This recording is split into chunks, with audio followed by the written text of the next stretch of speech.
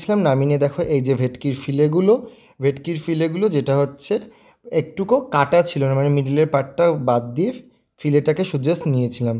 আর এইবার দেখো মেখে নিচ্ছি সেইটাকে দিয়ে, আর যেটুকু দরকার পরিমাণ মতো আমি নুন দিয়ে দিয়েছিলাম তার মধ্যে, আর সর্ষের তেল দিয়ে মেখেছিলাম। তারপরে আমি এটা করেছিলাম কুমড়ো পাতা দিয়ে, তোমরা চাইলে কলা পাতা দিয়েও করতে পারো। তাই কুমড়ো পাতার পিছনের ডাঁটিটাকে আমি কেটে নিয়েছিলাম।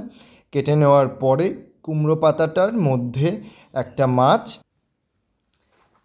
একটা করে মাছ দিয়ে দিলাম, আর একটুখানি করে সর্ষের তেল আর একটা করে লঙ্কা দিয়ে এটাকে ভাঁজ করে ভেজে নিয়েছিলাম তেলের মধ্যে 2 থেকে 3 মিনিট মতো। ঢাকা দিয়ে তোমরা ভাজবে, যে তুমি ভাজাটা ভিডিও করা হয়নি তাই ভাজাটা নেওয়া হয়নি।